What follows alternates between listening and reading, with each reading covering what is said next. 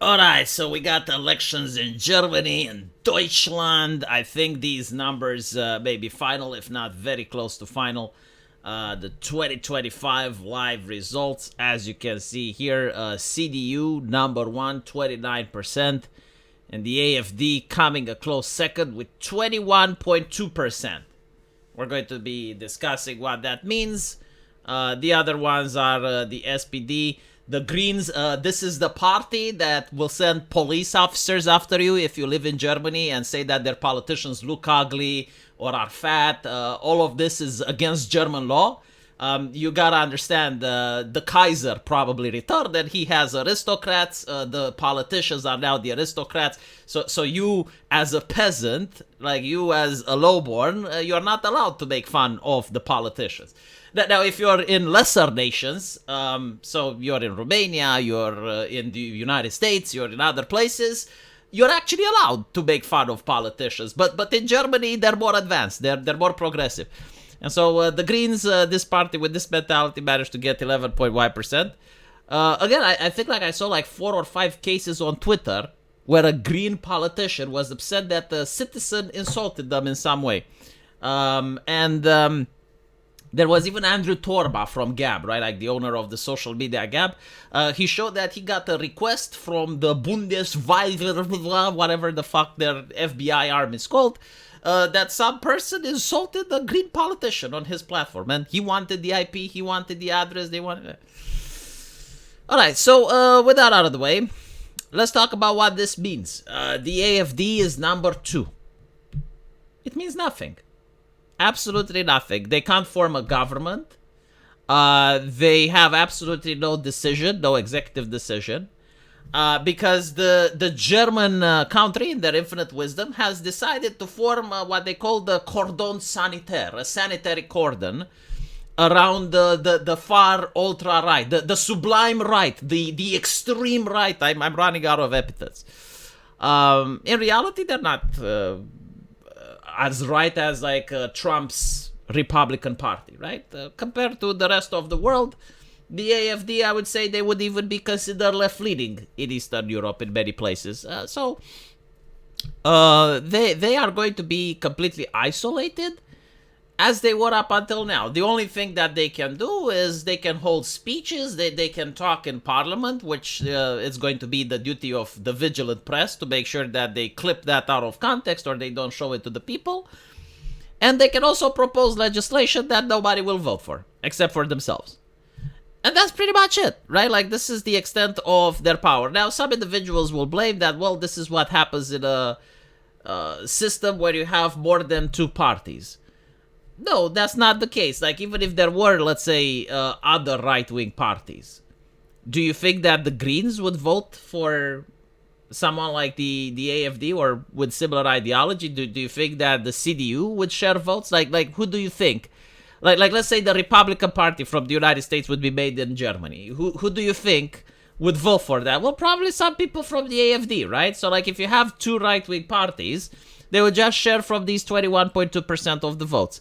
Now, if you had only one left-wing party, then all these votes would be put together. So in the end, it's not really that different. The thing that's shocking, though, and this is why I personally don't like Germany, and I personally find it offensive that Germany has so much to say in the European Union, which then gets to dictate and say stuff in my country, is that when you look at the map, right, like this is where the people from the AFD are. So you kind of can see that they used to be under the tyranny of the Iron Curtain. Like they were on the eastern side of the Iron Curtain.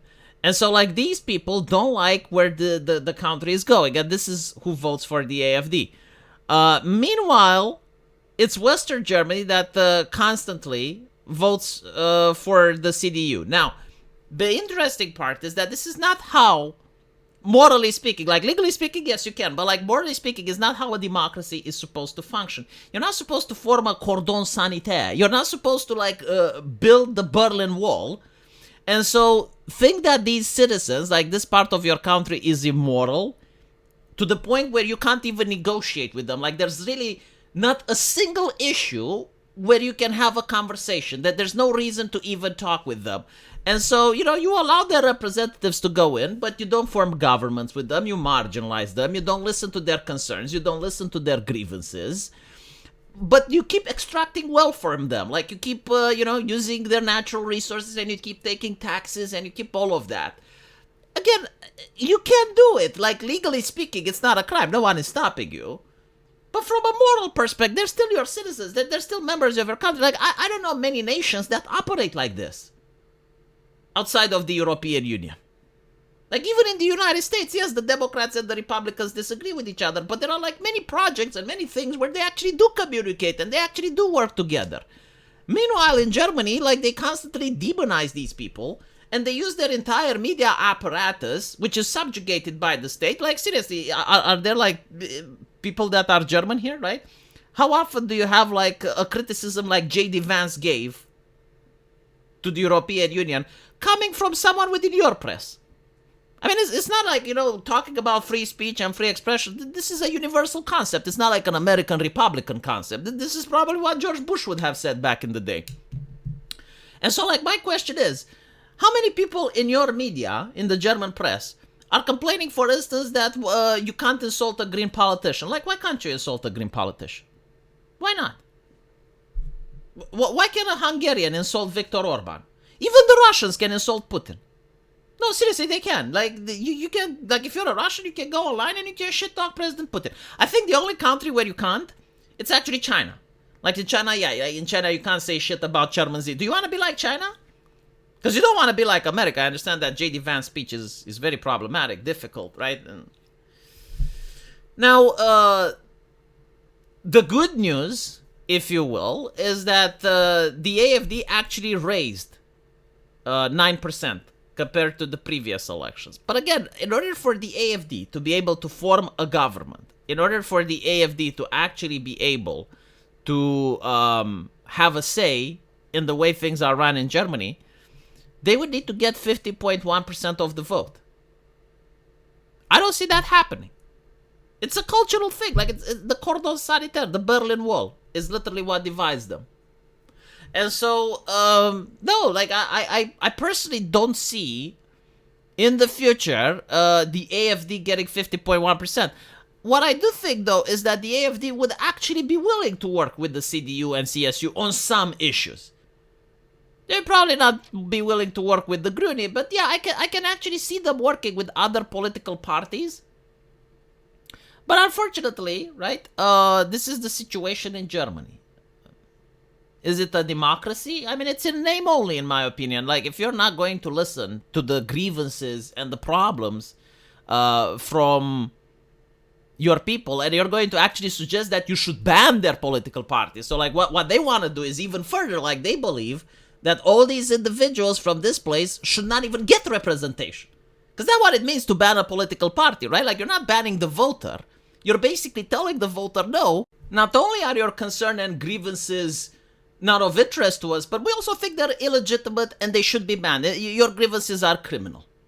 You're a bad person. Let us make more legislation where we protect politicians and we build another Nord Stream pipeline while saying that we're anti-Russian and we're going to accuse you of being pro-Putinist. Yeah. It is what it is. The only thing that, as I mentioned, it's just more difficult now to ban the AFD because they grew in size. Obviously, if things go the way they are, next elections, people will have more courage to vote for them. And also, they have now a bigger platform, so they can move the overtone window somewhat. Probably the other parties are going to be a little bit worried because they're noticing the trend and they're like, okay, well, if we keep continuing the current policies, eventually the AFD may actually gain a substantial number of votes. So what is important for us is to maybe loosen a couple of screws, maybe allow a little bit more free speech, maybe allow a little bit more. We'll see. I don't know. Not very optimistic. However, like 4 more years, right? Let me know what you guys think. And as usual, I will see you in the comment section. Take care.